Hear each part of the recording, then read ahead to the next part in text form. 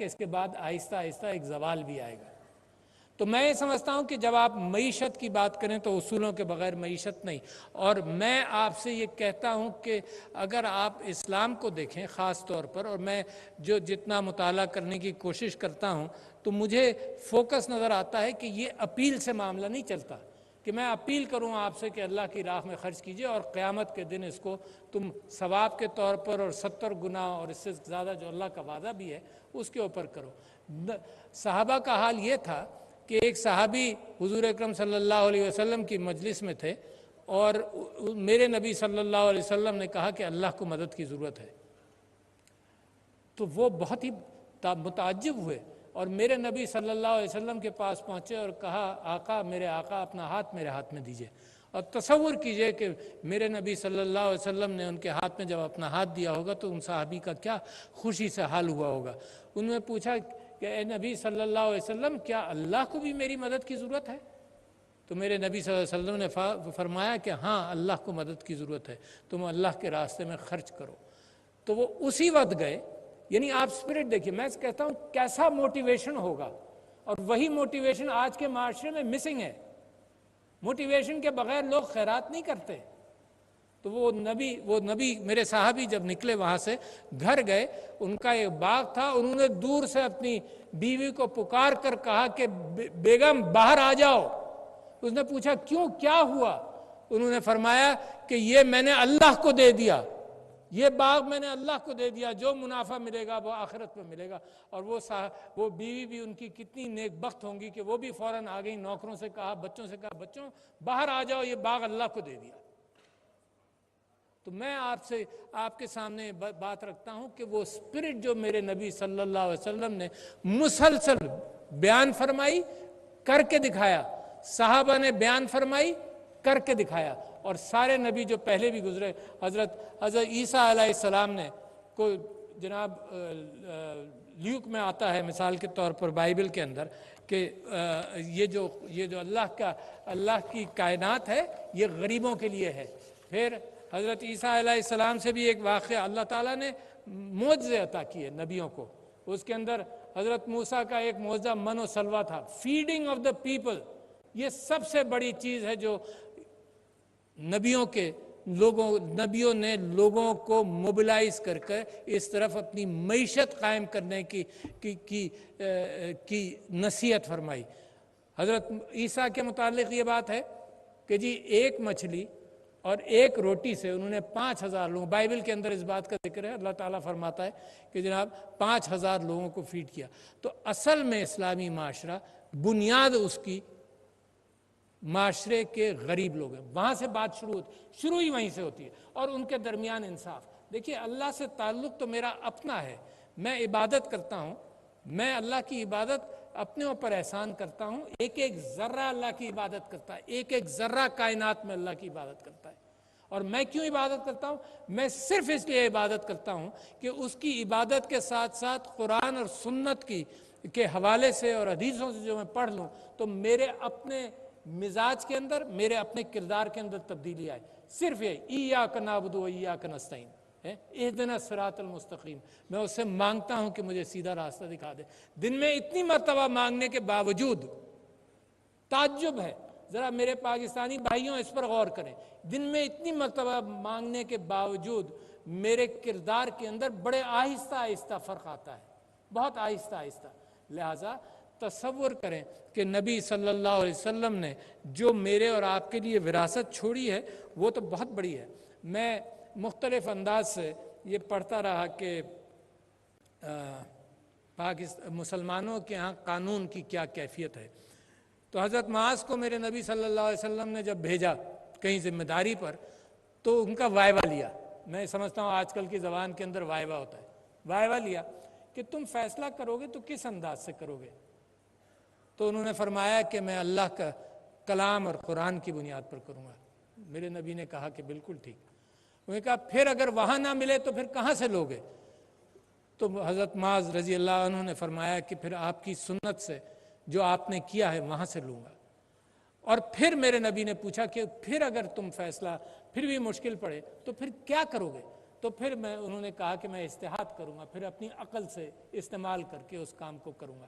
تو دیکھیں کسی معاشرے میں جب بھی میرے نبی صلی اللہ علیہ وسلم نے کسی کو ذمہ دار بنا کر بھیجا تو اس کو ذمہ داری یہی دو دی، ایک تو ہر عمال کے لیے جو ایگزیکٹو ہے، ایگزیکٹو کے لیے 2-3 چیزیں پابند کی، ایک تو اپنا دروازہ کھلا رکھو۔ ممکن ہے آج کے زمانے کے اندر یہ دروازہ کھلا رکھنے کا مطلب یہی ہو کہ ہر ایک کی آواز تو تم تک پہنچے، اپنا دروازہ کھلا رکھو۔ دوسرا، بہت سارے لوگوں کے لیے جو ایگزیکٹو گئے انہوں نے کہا کہ اپنا سٹینڈرڈ آف لیونگ وہاں کی عوام کے ساتھ کرو، جو حضرت عمر بن عبدالعزیز کی بڑی اچھی مثال ہے کہ بڑے رئیس آدمی تھے، ان کی بیوی بھی بڑے رئیس خاندان سے تھیں، جیسے ہی وہ خلیفہ بنے، پہلے تو وہ بننا نہیں چاہتے تھے، انہوں نے کہا کہ جی خلیفہ نے لکھ کر دے دیا تھا، خط بند کر کے دے دیا تھا جس میں میرا نام تھا، میں اس سے بری الذمہ ہوتا ہوں، میں آپ سے کہتا ہوں کہ آپ بنائیے۔ جیسے ہی بنائے گئے، گھر آئے، گھر آ کر کہا کہ جتنے ملازم ہیں وہ چلے جائیں کیونکہ اب میرے پاس وہ پیسہ نہیں ہے کہ میں لوگوں کی تنخواہیں دوں۔ تو انہوں نے اپنا سٹینڈرڈ آف لیونگ وہاں تک رکھا۔ اور تیسرے یہ کہ لوگوں کی ملاقات کا ذریعہ کھلے رکھو۔ تو دیکھیے یہ معاشرہ، یہ معیشت یہ بن ہی نہیں سکتی۔ میں نے ایک مثال آپ کو سامنے رکھتا ہوں، پچھلے دنوں ایک کتاب میری نظر سے گزری، اس کا نام تھا دا امپاسبل اسٹیٹ، اسلام، اور میں نے بڑے شوق سے اس کو لیا کہ یہ فلسفی کیوں کہہ رہا ہے کہ امپاسبل اسٹیٹ۔ اس کا رائٹر ہے وائل بی افلاق، اس نے کہا کہ یہ امپاسبل اسٹیٹ یوں ہے کہ اس کا تو قانون بھی عوام کے ساتھ بنتا تھا، یعنی اللہ نے قانون بھیج دیا، میرے نبی صلی اللہ علیہ وسلم کی اسوہ حسنہ آ گئی، خلفائے راشدین نے جس طرح سے پریکٹس کیا وہ آ گیا۔ پھر کبھی کسی اسٹیٹ نے قانون نہیں بنایا۔ یہ مسلمان اسٹیٹس کے اندر قانون کیسے بنتا تھا؟ یہ ماشاءاللہ اتنے سارے مفتی یہاں بیٹھے ہوئے، لوگ عوام اپنے مسائل ان کے پاس لے جاتے تھے، یہ قرآن سننا اور اجتہاد کی بنیاد پر جو فیصلے ہوئے ماضی میں اس اعتبار سے فیصلے کرتے تھے، یہ قانون بنتا تھا۔ یہ ترکیہ کے اندر جو سلطنت رہی وہاں بھی قانون اسٹیٹ نہیں بنایا، میں بڑی بات آپ سے کہہ رہا ہوں، قانون لوگوں کے ساتھ مل کر میرے اللہ کے کلام کے ساتھ، میرے نبی کی اسوہ حسنہ کے ساتھ مل کر ایوالو ہوتا رہا۔ یہ قانون اسلام کا جو بنا وہ لوگوں کی تکالیف کے ساتھ بنا، لوگوں کی پریشانیوں کے ساتھ بنا۔ یہ اسٹیٹ نے کبھی مسلمانوں کیا قانون نہیں بنایا، مگر یہ ویسٹفیلین آرڈر ایک 15ویں صدی کے اندر جب یورپ کے اندر بڑی جنگیں ہوئیں اور بڑے قتال ہوئے اور 100 سال کی جنگ ہوئی اور 70 سال کی جنگ ہوئی، تو ایک ویسٹفیلین ٹریٹی بنی جس کے اندر یہ طے پایا کہ جناب اب نیشن اسٹیٹس بنے گی، ہے نا۔ علامہ اقبال کا اگر آپ پین اسلامک بات سمجھ میں اپنی یادداشت میں لائیں تو یہ نیشن سٹیٹ، مسلمانوں کیا نیشن سٹیٹ کا تصور نہیں تھا۔ یہ ضرور تھا کہ خلفائے راشدین کے بعد بھی خلفاء آتے گئے، مگر نیشن سٹیٹ کا تصور نہیں تھا کہ جس اعتبار سے اب بنا۔ اب یہاں جمہوریت یہ کرتی ہے، دیکھیے دنیا کو ضرورت آپ کی ہے۔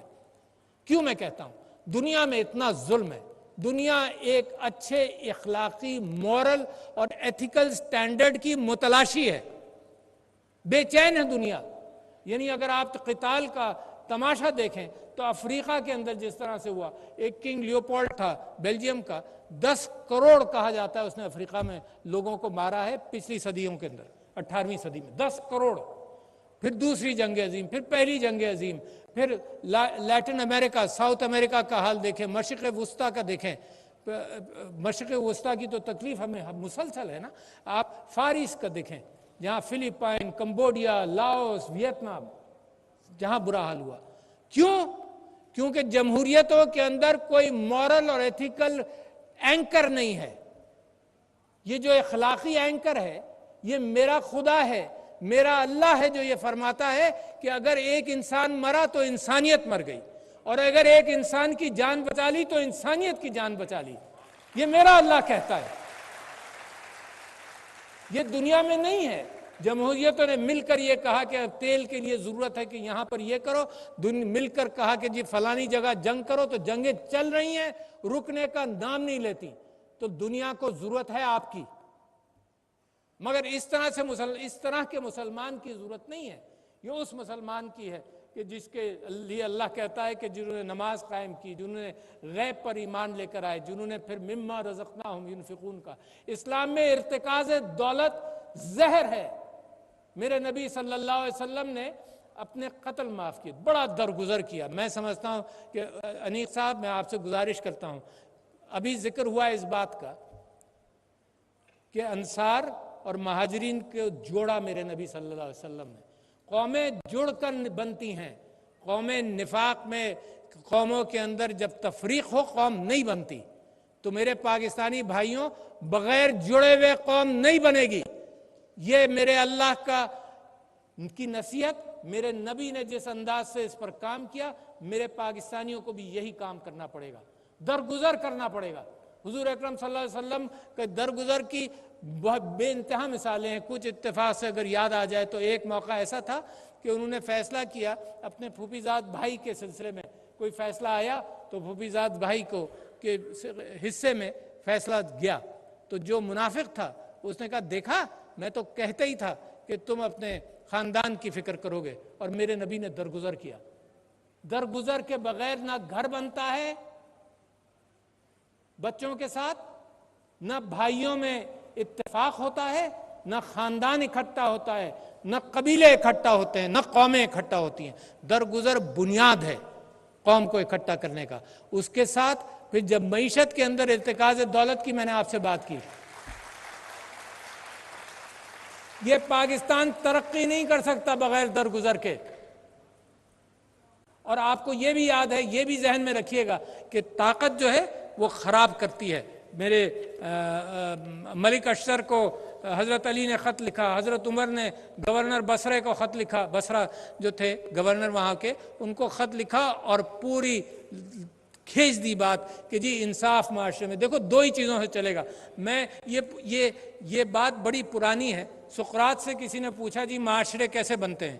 اس نے کہا تجارت سے بنے گا، اور اس نے کہا پھر دوسرے کہ مشاورت سے بنے گا، اور تیسرے لوگوں نے کہا اس پر بن جائے گا؟ اس نے کہا نہیں، یہ جو آئیڈینٹی ہے، اس کو تھائموس نام دیا، یہ جو آئیڈینٹی ہے، جو انسانیت ہے، جو ویژن قوم کہیں سے اٹھاتی ہے، اس کے بغیر کوئی قوم نہیں بنتی۔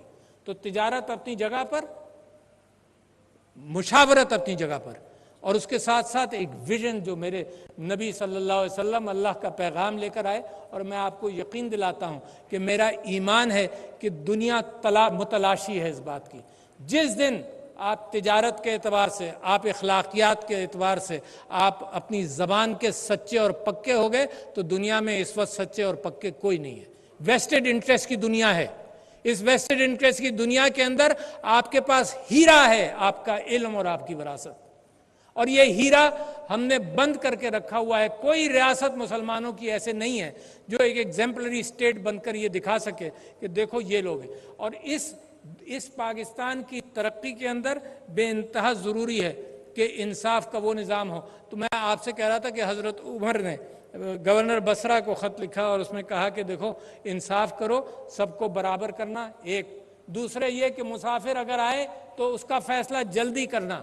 تیسرے یہ کہ غریب آدمی آئے تو اس کو انکریج کرو کہ بات تو کر سکے وہ۔ تو جتنے فیصلہ کرنے والے اور ایگزیکٹو تھے ان کے اوپر پابندی تھی کہ غریب آدمی کی فکر کرو، غریب آدمی کی بات سنو، غریب آدمی کی بات سمجھو، کیونکہ وہ ڈپرائیوڈ ہے۔ عورت کے حوالے سے معاشرے کے اندر کتنی بڑی تبدیلی لے کر آئے۔ اللہ سبحانہ و تعالیٰ نے وراثت دی، اور آپ کو تعجب ہوگا کہ پاکستان کے میں ابھی بھی عورت کو وراثت دینے میں بخیل ہیں لوگ۔ جو اتنا بڑا انصاف میرے نبی صلی اللہ علیہ وسلم نے اور اللہ سبحانہ و تعالیٰ نے کہا۔ پھر جو ڈسیبلڈ لوگ ہیں، قرآن کے اندر ہدایت آ گئی ان کے لیے، یتیموں کے لیے آ گئی۔ پھر وہ الحکم تھا، الحکم ثانی قرطبہ کے اندر ہے جی، تو اس کا محل بڑھنا تھا، تو ایک بڑھیا تھی، اس نے اپنی جگہ اس کو بیچنے سے انکار کر دیا۔ وہ بار صورت قاضی صاحب نے بھی کہا کہ نہیں ہو سکتا، مگر ایگزیکٹو نے اس کو توڑ تاڑ کر وہاں پر برابر کر دیا۔ پھر جب الحکم دیکھنے گیا اس جگہ کو تو قاضی صاحب ساتھ گئے۔ قاضی صاحب کو سخت تکلیف تھی اس بات کی کہ اس بڑھیا کی جگہ زمین گرا دی، تو وہاں پر وہ بوری لے کر گئے اور اس نے بوری میں کہا اپنے سلطان سے کہ میں یہاں کی مٹی کچھ بھر لوں اس کے اندر، کیونکہ بڑی نیک جگہ ہے۔ جب مٹی بھر لی پوری بوری کے اندر تو سلطان سے کہا آپ اٹھائیں، ذرا سی مدد کیجیے۔ وہ بوری اٹھی نہیں۔ تو انہوں نے کہا میرے نبی صلی اللہ علیہ وسلم کی حدیث ہے کہ اگر تم نے ناحق کسی کی زمین پر قبضہ کیا تو وہ قیامت کے دن توق کی طرح تمہارے گردن میں لٹکا دی جائے گی۔ یہ ہے انصاف۔ اور پاکستان کے اندر تو چلتا یہی ہے کہ قبضہ سچا اور دعویٰ جھوٹا۔ تو دیکھیں، میں آپ سے یہ گزارش کرنا چاہتا ہوں، میری بہنیں یہاں پہ موجود ہیں، یہ پاکستان بن نہیں سکتا جب تک ہم غریب غربا کو ساتھ لے کر نہیں چلیں گے۔ یہ پاکستان بن نہیں سکتا جب تک ہماری بہنیں معیشت کے اندر کام نہیں کریں گی۔ اب تو زمانہ بدل گیا، اب تو ایمیزون کے اعتبار سے گھر بیٹھ کر یو کین کنٹریبیوٹ۔ معاشرے کے اندر حضرت عمر کا قول تھا، کسی نے پوچھا کہ جی اسلامی ریاست کیسے ہوگی، تو انہوں نے کہا کہ اسلامی ریاست یمن سے عدن تک ایک عورت زیور میں لیس جائے اور اس کو یہ خطرہ نہ ہو کہ کوئی اس کو راستے میں کوئی پوچھے گا یا کچھ لے لے گا۔ تو میں بہنوں سے کہتا ہوں یہ تو مردوں کی ذمہ داری ہے کہ معاشرہ وداؤٹ ہراسمنٹ بنائے، مگر میں آپ سے یہ بھی کہتا ہوں یہ ہو نہیں سکتا۔ قائد اعظم محمد علی جناح کہتے رہے، میرے نبی صلی اللہ علیہ وسلم، بی بی Khadija was a business woman. اس سے بڑی مثال کہاں سے ملے گی؟ میں جتنے چیمبرز آتے ہیں، سب لوگ آتے ہیں میرے ساتھ میٹنگ کرتے ہیں، میں پوچھتا ہوں کہ تم لاتے ہو یہ کہ جی یہ میرا بیٹا ہے، اب میں اس کو کاروبار میں شامل کر رہا ہوں، سب مرد ہی مرد نظر آتے ہیں۔ کبھی یہ بھی مجھے آ کر کہو کہ یہ میری بیٹی ہے، میں اس کو یہ میری بہو ہے، اس کو میں نے کاروبار میں شامل کیا۔ تو یہ اندر سے معاشرہ بدلے گا نا، یہ صرف نصیحتوں سے نہیں بدلے گا۔ یہ جینوئن باتیں ہیں، اس کے اندر خوبصورتی ہے، اس کے اندر یہ کیفیت ہے کہ سب سے زیادہ ہراسمنٹ فری جگہ کون سی ہوگی سوائے میری بیٹی کے لیے میرا دفتر سب سے زیادہ ہراسمنٹ فری ہے، سب سے زیادہ سیف ہے۔ تو لہٰذا پاکستان کے اندر یہ چیزیں جو اسلامی تمدن اور اسلامی معاشرے کے لیے ضروری ہیں ان کو لایا جائے۔ پھر انصاف کے بغیر نہیں ہوگا۔ پھر یہ تورات کے اندر سے یہ اسلامی قانون چل رہا ہے an eye for an eye, a tooth for a tooth مثال کے طور پر، مگر میرے نبی صلی اللہ علیہ وسلم نے، حضرت عیسیٰ نے دوسرا ایک رحم دلی کا جذبہ دیا، انہوں نے کہا جی کوئی ایک تھپڑ مارے تو دوسرا گال حاضر کر دو تاکہ معاشرے کے اندر تناؤ ختم ہو۔ میرے نبی صلی اللہ علیہ وسلم نے اپنے قبیلے کے جتنے قتل ہوئے تھے وہ معاف کیے۔ یہ معاف کرنے والی چیزیں ہیں، مگر قرضہ معاف نہیں کیا۔ انہوں نے نماز جنازہ نہیں پڑھی کسی کی جب تک قرضہ اس کا اتارا نہ گیا۔ اور یہ ایک پرنسپل لے ڈاؤن کیا کہ معیشت کے اندر ارتکاز دولت نہیں ہوگا، معیشت کے اندر اگر قرضہ لیا جائے گا تو واپس کیا جائے گا۔ معیشت کے اندر جیسے ابھی ہمارے بزرگ نے یہ فرمایا کہ اسلام نے تو بنیاد بدل دی نا کہ یہ پراپرٹی میری نہیں ہے، یہ پراپرٹی اللہ کی امانت ہے میرے پاس۔ یہ جب بنیاد بدل گئی تو اس کا مطلب یہ ہے کہ پھر ارتکاز نہیں ہو سکتا۔ اور ارتکاز آپ آج کل ہر طرف دیکھتے ہیں، یعنی اگر کوئی زمینیں بکنی شروع ہوتی ہیں تو لوگ خرید کر انویسٹمنٹ کے لیے رکھ دیتے ہیں، جن کو ضرورت ہے مکان بنانے کی ان کے لیے قیمتیں بڑھ جاتی ہیں۔ یہ ارتکاز ہے۔ دیکھیے دولت کس کو کہتے ہیں؟ دولت محنت کی فلوئڈٹی ہے، یعنی میں فرض کرو 4 گھنٹے محنت کر کے میں بازار میں جا کر یہ نہیں کہوں گا کہ جی مجھے آدھے گھنٹے کی محنت کے مجھے 5 آلو دے دیں، مجھے محنت کے روپے مل جاتے ہیں۔ اس زمانے میں سکے تھے، روپے مل جاتے ہیں۔ یہ ایکسچینج کا دور بن گیا، مگر اگر اس کو میں رکھ لوں اپنے پاس تو محنت کو میں نے منجمد کر لیا۔ اس وقت ارتکاز دولت جو ہے یہ میں نے آپ سے جیسے کہا کہ یہ زہر ہے، سرکولیشن آف منی۔ تو میرے نبی صلی اللہ علیہ وسلم نے کبھی قرضہ معاف نہیں کیا، قتل معاف کر دیے اور درگزر کیا بہت ساری چیزوں میں، مگر سرکولیشن آف ویلتھ کو اہمیت دی۔ لہٰذا میں آپ کے سامنے کہتا ہوں کہ یہ کیپٹلزم جس کے اندر ارتکاز دولت ہے، بڑے سے بڑا گھر بنانے کی جستجو ہے جو یہیں رہ جائے گا، اور اسی جستجو کے اندر انسان ڈوبتا چلا جاتا ہے۔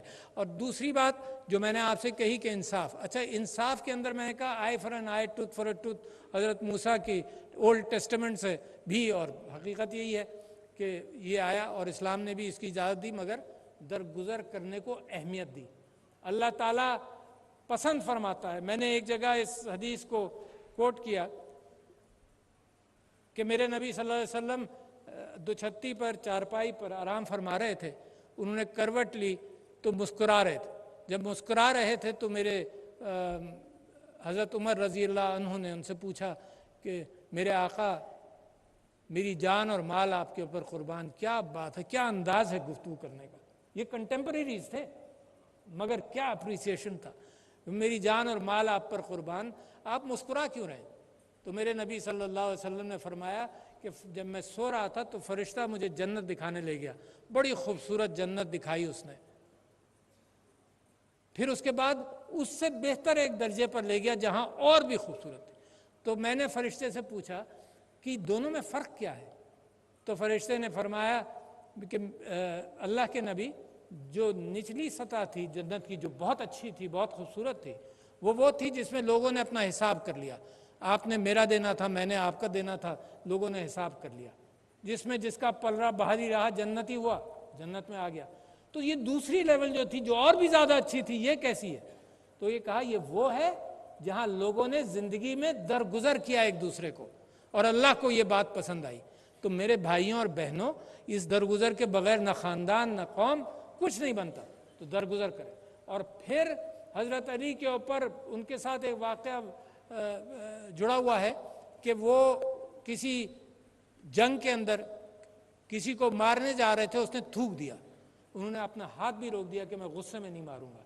تو آئے فار این آئے کا مطلب یہ نہیں ہے کہ غصے میں اور میری طاقت ہے تو میں تمہاری 2 آنکھیں نکال دوں گا. یہاں تو حال ہی یہی ہے. تکبر کا حال یہ ہے کہ تکبر کے اندر لوگ کہتے ہیں تمہیں معلوم نہیں تم نے کس کے اوپر ہاتھ ڈالا ہے. اور انکساری میرے مذہب کی بنیاد ہے. انکساری کے حوالے سے میں سمجھتا ہوں کہ حدیث میں یہ بھی آتا ہے کہ حضور اکرم صلی اللہ علیہ وسلم فرماتے ہیں کہ جو اپنے آپ کو حقیر سمجھتا ہے، اللہ اس کا نام روشن کرتا ہے، اللہ اس کو مقام دیتا ہے. تو آپ وہ بھی خلیفہ دیکھ لیے حضرت عمر جیسا، جو ایک اونٹ پر 2 لوگ سوار ہو کر، اس میں سامان بھی تھا، اور یروشلم گئے. وہ زمانہ بھی تھا. تو میرے دوستوں، بھائیوں، بہنوں، یہ وہ باتیں نہیں ہیں، وہ ماحول نہیں ہے کہ میں تقریر کروں اور چلا جاؤں، یا آپ تقریریں سنیں اور چلے جائیں. میں آپ سے گزارش کرتا ہوں کہ اتنے جید علماء نے یہاں آپ سے بہت ساری باتیں کی ہیں. آپ ذرا تصور کیجئے کہ میرے نبی کے ساتھ کتنے لوگ تھے. یہ ہال بھی بہت بڑا ہے جہاں سے شروع ہوا. اگر آپ ان چیزوں کو اپنائیں اور اپنایا جائے پاکستان میں، بغیر اپنا لیں تو ایک بہت بڑی تبدیلی آتی ہے. میں آپ کے ساتھ ایک اور گزارش کرتا جاؤں کہ بغیر علم کے، بغیر تعلیم کے دنیا میں مقابلہ نہیں ہوگا. اللہ کی ایک سنت ہے، اللہ دنیا کا اقتدار ان لوگوں کے ہاتھ میں دیتا ہے جو دنیا چلا سکتے ہیں، جن کے پاس علم ہو. یہ ان کے ہاتھ میں صرف دعاؤں سے اقتدار نہیں آئے گا. دعاؤں سے اللہ آپ کو ایج دے گا، اللہ آپ کے لیے آخرت بنائے گا، مگر دنیا کے اندر صرف دعاؤں سے نہیں، علم کے بغیر نہیں. اور وہ ملک کن جھگڑوں میں پڑا ہے جس ملک کے اندر 2 کروڑ سے زیادہ بچے اسکولوں کے باہر ہیں. ذرا تصور کیجئے. میرا اور آپ کا فرض بنتا ہے کہ میں خود بھی اس بات کا اہتمام کروں کہ یہ معاملہ بھی ٹھیک ہو. اور انصاف اور خیرات اور غریب، اس کے بغیر کوئی نبی دنیا کے اندر اللہ تعالیٰ کے بھیجا ہوا، اس نے صرف یہی 2 کام کیے ہیں. اور یہ بھی حضرت عمر کے اسی خط کی میں آپ سے بات کر رہا ہوں کہ اس کے اندر یہ بھی کہا گیا کہ اگر تمہارا فیصلہ تم نے کوئی کر لیا ہو اور تمہیں بعد میں خیال آئے کہ بدل لو، یو ٹرن کر لو، تو کر لو. تھنک اگین، ٹرن اراؤنڈ، انصاف کرو. اگر قوم کہیں پھنس گئی ہے، اگر قوم کہیں پھنس گئی ہے تو وہ جو میرے حضرت عمر نے کہا اور جو سب میرے نبی صلی اللہ علیہ وسلم نے درگزر کر کے لوگوں کو جوڑ کر، انصار اور مہاجرین کو جوڑ کر جو قوم بنائی، یہ قوم بنے گی. بغیر اس سیکریفائس کے یہ قوم نہیں بنے گی. اور اگر یہ قوم نے یہ راستہ اختیار کیا تو میرے دوستوں، بھائیوں، میں قسم کھا کے کہتا ہوں، مجھے اللہ پر پورا یقین ہے کہ دنیا کی مال و دولت، یہ معدنیات اور یہ سب، ان سب کو بھول جائیے. دنیا کی مال و دولت آپ کے قدموں میں ہوگی. دنیا تلاش کر رہی ہے اس چیز کو. اور یہ یقین جانیے کہ اگر آپ نے یہ کر لیا تو آپ یہاں بھی سرخرو ہوں گے، وہاں بھی ہوں گے. تو بہت بڑی امانت ہے آپ کے پاس، بہت بڑی امانت ہے میرے پاس، بہت بڑی امانت ہے آپ سب لوگوں کے پاس. اللہ تعالیٰ آپ کی مدد کرے اور آپ کا حامی اور ناصر ہو. السلام علیکم. صدر مملکت ڈاکٹر